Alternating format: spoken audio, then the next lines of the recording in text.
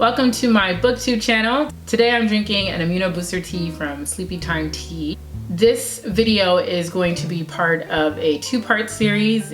If I could have condensed the material that I wanted to cover in one video, I would have, but I can't. It would be a disservice to the books. Even though I'm not doing a full excavation of the book, the ideas that I do want to highlight in the books, the ones that spoke to me the most strongly, deserve each of them at least 20 minutes to discuss. So one of the books that I really want to talk about, and the book that we'll actually be discussing today, is Black Fatigue: How Racism Erodes the Mind, Body, and Spirit by Mary Frances Winters. It was a lot, but very, very rewarding. It is heavy. It's not, a beach read. That being said, for me, at least my experience reading it as a Black person, this was very affirming. This is not necessarily presenting you, for the majority of people, or at least for the majority of Black readers, it's not necessarily presenting you with information that you probably did not know or probably didn't already have an inkling of. However, the way in which the information is presented to you, and the fact that the concept of Black fatigue is underscoring what it is that she's presenting to you, gives you a different way of interacting with that information and taking that information in. The other book that I'm really, really excited to talk about, but I'll be talking about that in another video, is what I actually keep telling everybody who will listen, I feel should be taught, or at least available to all high school students at the very least.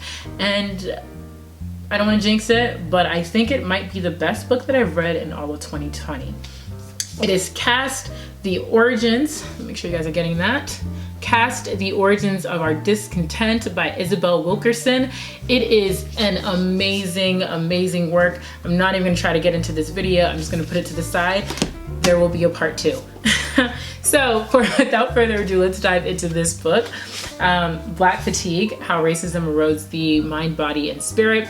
I really like this graphic that is introduced to us in the very beginning, and to be honest, I liked it when I first opened the book and I said, oh, that's pretty interesting, but I didn't really pay too much attention to it, and I really didn't recognize how wonderfully in tune this picture was with the actual text that I would be reading until I had finished, and I looked back and I thought, this is actually a really great way for someone to conceptualize what it is that the author is trying to convey in the text. And one thing that I really liked is the systemic racism as the root of the tree, and sort of the branches that come out, like health disparities, racism in the workplace, racial profiling, economic inequalities, and then environmental racism. I'll just do a brief overview of what these chapters contain. Chapter 1 is My Black Fatigue. The author introduces herself to us. I really appreciated that. As perhaps anyone who's ever done any research paper knows, sometimes when you're reading nonfiction or you're reading, scholarly research, it's really helpful to understand where the person who wrote that thing is coming from, their background, their potential biases, and what have you. And it was really nice to hear her particular conception of Black fatigue and how that manifested in her own life. In chapter 2, she talks about addressing sublime ignorance. Love that chapter 2, really did. In this particular chapter, she talks about, the reality that white people don't necessarily need to be in the know about race and racism in the US, because it doesn't have the same immediate impact on their lives that it would on a Black person or other people of color. Chapter 3, Then is Now, is a chapter where she dives into this refrain or motif that she repeats throughout the entire text, to be quite frank. But in this particular chapter, as a reader, I got the experience in having an onslaught of statistics and conditions that really haven't changed for Black people since, for decades actually. Various things, like perhaps maybe in the 1940s, Black people's net worth was X, Y, and Z, and today it's the same. Or it might say something like, yeah, the incarceration rates for Black men in 1970s was this, and then today it's the same or perhaps even worse. These statistics often followed that trend of being the same or worse, and she would go on and, at the end of telling us something like that, would say, then is now, which I think really did a wonderful job of replicating the feeling of what it is to be a Black person and recognize that this is the reality of your condition. in the US. Chapter 4 was my favorite chapter. It is Racism Literally Makes You Sick. It is a pre-existing condition. Here she goes into everything from chronic stress, and side note, if anyone has ever read The Body Keeps the Score, I read that this year and it changed my entire life. I mean, stress is literally one of the silent, most deadliest killers. It impedes your quality of life. So to see that that's something that features quite prominently in this conception of Black fatigue that she's giving us was really disheartening, but also affirming in a weird way. It's not things that you don't know, but it's saying, yes, it is this tiring. Yes, it is this bad. Yes, it's understandable that you feel the way that you feel. Chapter 5 is the many layers of Black fatigue. I appreciated this chapter.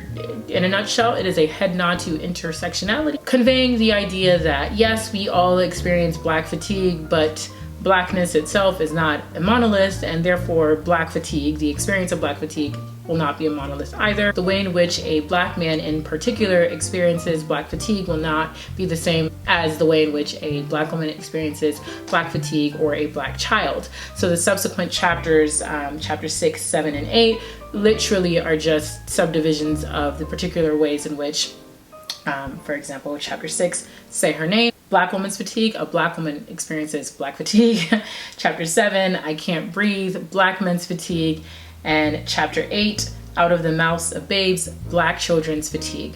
Wonderful things highlighted there. I really appreciated the breakdown of those things just because it's important for us to address the particularities. Chapter 9 is the final chapter. It is a clarion call for collective action to combat Black fatigue. Here she sort of summarizes and goes further in depth into her recommendations, suggestions for how we can address the systemic issues, structural racism, and improve the situation for Black people. Following that is the conclusion, Reimagining a Just World. I really like that too. I appreciate anytime people engage in imaginative exercises, especially in the social change realm. So that is all of it. Amazing text. As I said before, it is heavy. Personally, I didn't have the experience of feeling weighed down when I was reading this.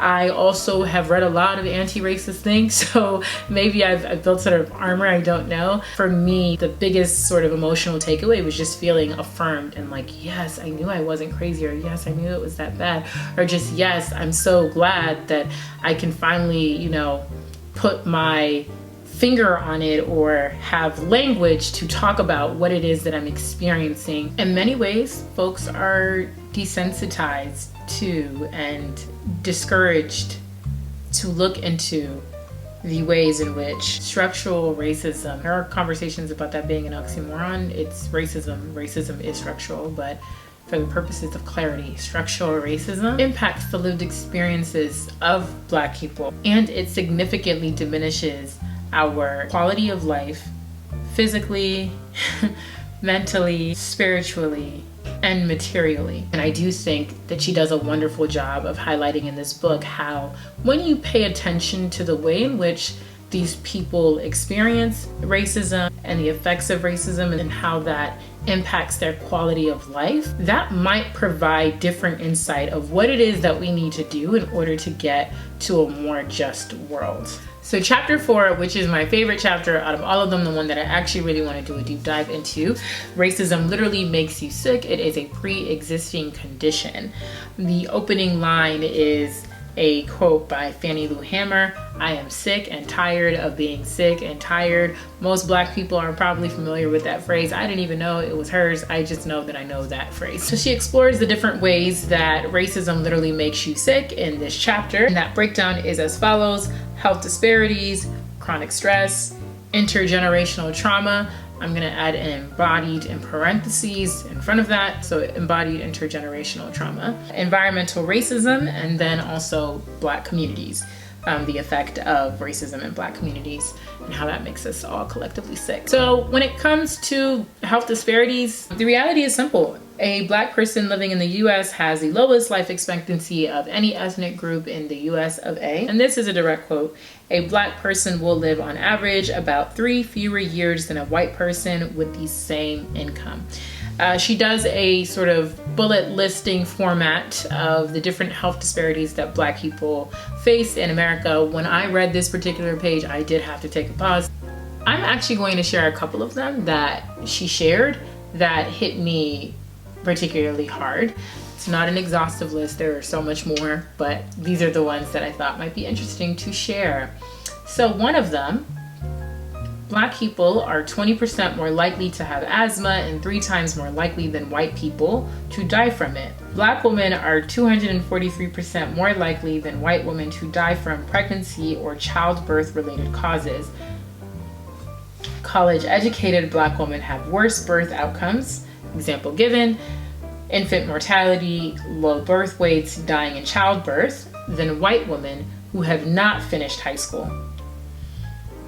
I remember calling my friend after that, and I said, I've never seen a statistic that crazy in my life. 243% more? Like, what does that even mean? Like, I can't even really, I can't picture it. Like, I see the number and I know that means it's really, really bad, but like 243% more likely than something else. Wow. Black men are 30% more likely and Black women 60% more likely to be diagnosed with high blood pressure.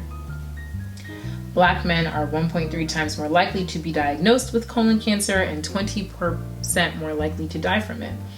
Black people are 20% more likely to report psychological distress. Black infants have 2.2 times higher infant mortality rates regardless of the socioeconomic status of the mother. Black children are 61% more likely to attempt suicide as high schoolers as a result of depression. Here, what I think about most strongly for Black people, we often have conversations about respectability politics. And to reiterate, a common refrain, respectability politics will not save you. A sentiment that also is repeated in this book is that your education, your class level, your income, it will not. You cannot buy your way, you cannot educate your way out of being on the receiving end of structural racism. That is sobering, but that's the reality. I read that. My first reaction is, wow, you would think that things would get better for you because you're moving up the quote unquote social ladder. My secondary reaction after having thought about it for a long while is, while sad, it's absolutely sad and distressing. It's also sort of emphasizing the message for me that we really are all in the same boat. We should all be entitled to the same level of care and the same quality of life. In the next section, she talks about racism and how that causes chronic stress. She highlights that chronic stress can be and is a catalyst for a lot of physiological responses, such as blood pressure, elevated heart rate, and production of various biochemical reactions and, existing in sort of a hypervigilant state. That's not good for the body. And in fact, because of structural racism, Black people not only have poor access to quality healthcare, but they also experience accelerated aging. That is a result of chronic stress. And I think about her sharing having to be on guard from 5 years old, and what that might mean. Like, if you take a non-Black 5-year-old and you compare her being 5 years old and whatever age she is right now, how old their body thinks they are, because she's had to deal with chronic stress from 5 until now.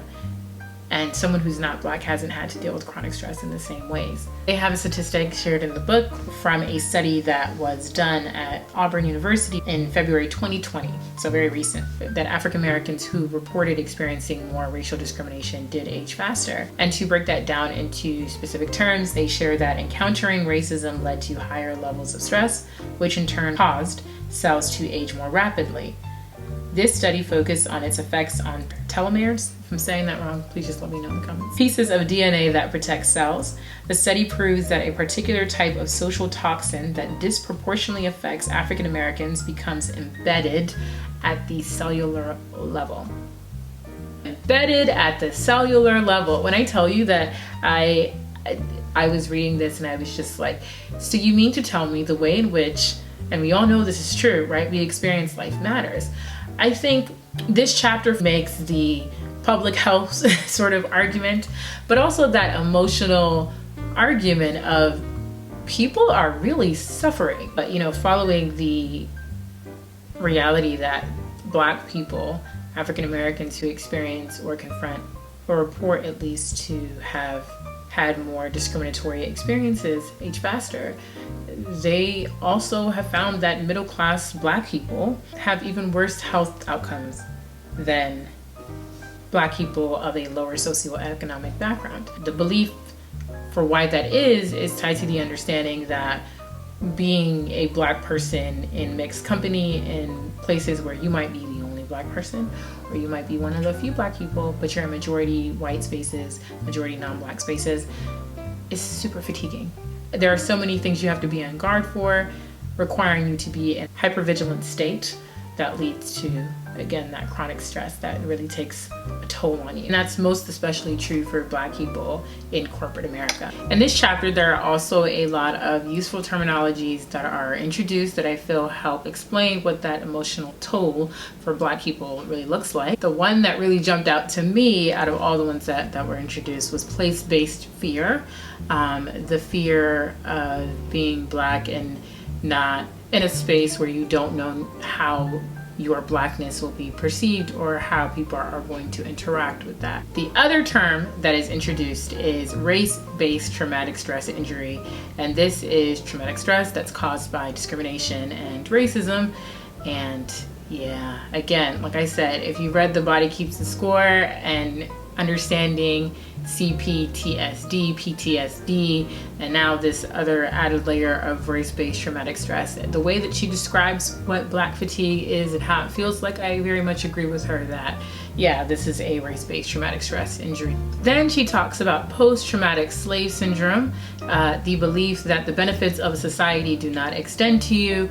And I just thought about the experience of being first-gen African-American in the US, and sometimes hearing my parents, uncles, aunts who are African and, you know, immigrated here, but don't necessarily have that long storied history of what it means to be Black in America and that intergenerational transfer of inequality. So there's this sort of rift where it comes to understanding what structural racism looks like. And I think in some ways, sometimes growing up that served as a useful buffer, but there was also a point where I grew up and I had to be like, listen, you don't get it. And I think the longer that one stays in the US, perhaps there is a sinking realization that there are structures beyond your control that impact the quality of life that you enjoy, or the lack thereof. It also talks about historical trauma, and I think that really should be roped in with the post-traumatic slave syndrome. There's also embodied inequality, and this she defines as the poor health outcomes that are passed down from generation to generation. Recently, I even had a discussion with one of my friends, and I was like, you know what's really crazy to me is the outcomes for Black women and childbirth and all those things are better in other Black majority countries, other African countries, developing countries, than they are in an industrialized nation. That's crazy. So technically, it might have been better for my mother to have given birth to me in her country of origin, statistically speaking, than it would have been for her to give birth to me here. And I think it was really trippy for me to like sort of think about that, because a lot of times when I'm talking to my parents and other, Africans that I know who immigrate here, you don't immigrate here because you want your life's outlook to be worse. You want it to be better. And in many ways, I think they would agree that their material conditions are better for them here. But I think when you peer into the nuances of the situation, then you start to see that there are a lot of cracks in the ceiling.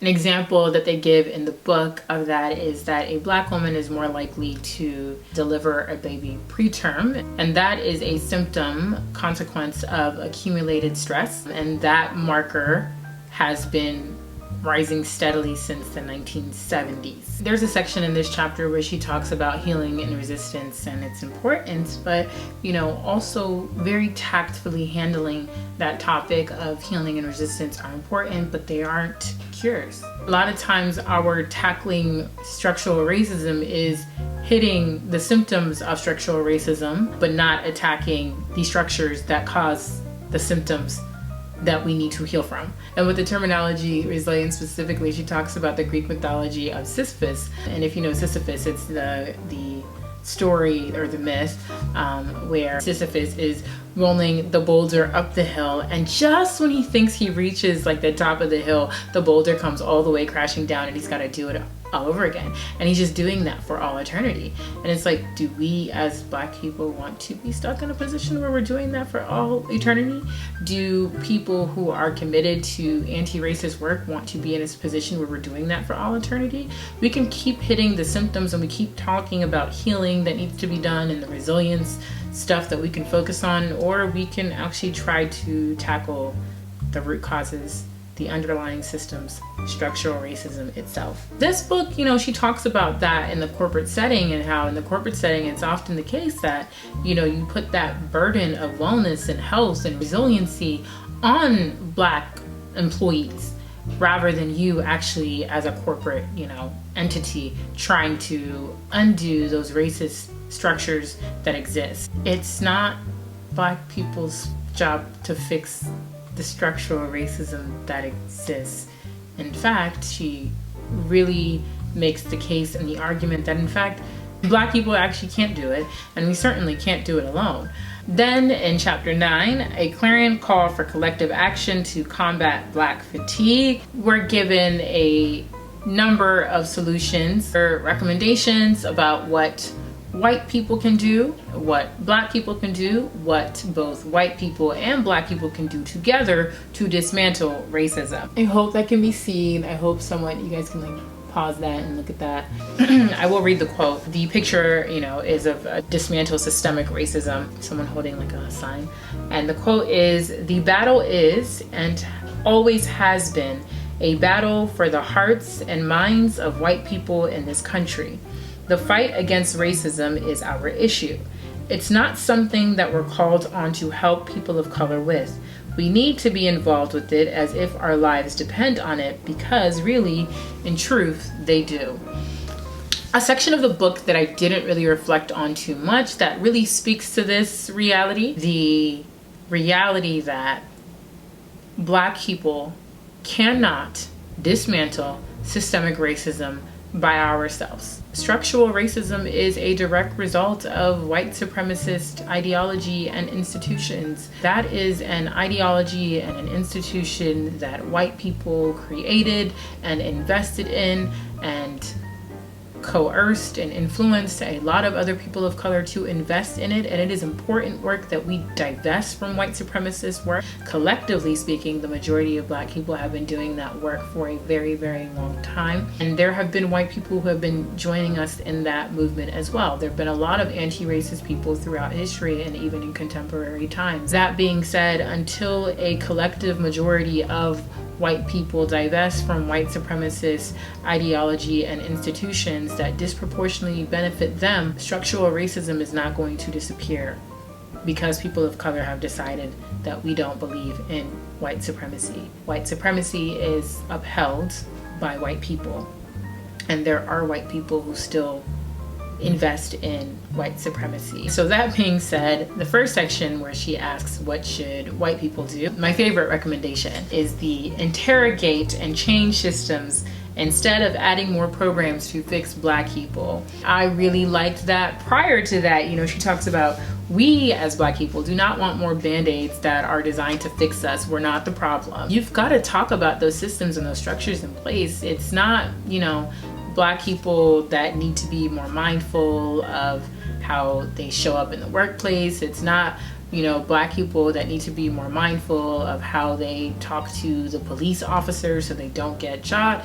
It's not Black people that need to do any other thing that you think that we need to do to better survive a structurally racist setup. My favorite recommendation from the What Should Black People Do is the reframe deficit narratives. We need to shift the narratives from ones that put the blame on us to narratives that put the blame on white supremacy. And she even gives some examples about what that might look like that I really enjoyed. And so I'm only going to read a couple, but one of them is Black people can't get loans. No, let's reframe that. Banks disproportionately deny Black people loans. Yeah. Another one is Black children lag in academic performance. No, let's reframe that. Schools are structured to disadvantage Black students. And the final one I'll highlight is Black men are 2.5 times more likely than white men to be killed by police. No, police are 2.5 times more likely to kill Black men than white men. Yeah, that last one in particular, I think I've seen the former of Black men being, 2.5 times more likely to die at the hands of police, and I've never even blinked an eye, which is so crazy to me because I am such a words person. That is why I like this one so much. I think the way that we talk about things really matters, not just the way that, we use language, but language itself can be a particular violence, and when you repeat something often enough, it can be mistaken for truth. I think it's very, very important that society at large, but even more so for Black people ourselves, that we recognize, we instill in our language and the things that we pass down from generation to generation, that it is not our fault and it is not our responsibility that we continue to suffer in a system that was designed so that we would suffer. So then my favorite recommendation for the what can white people and Black people do together, favorite, hold power brokers accountable by identifying specific accountability measures and transparent practices and goals that support racial equity and justice. Earlier on the book, she actually defines what she means when she says power brokers, and she defines it as such. Power brokers, by definition, deliberately affect the distribution of political or economic power by exerting influence. And here, I think specifically of where we are as a country right now, when we talk about political and economic influence, social influence as well. We have come to the end of the Trump administration, and we are going to begin the Biden-Harris administration come January 2021. It's official. It's been official for a while. It's a very seductive lie for us to believe that Trumpism, the name that we've given it, Trumpism, ends with Trump being in the Oval Office. And it does not. Trumpism honestly began before Trump took the Oval Office.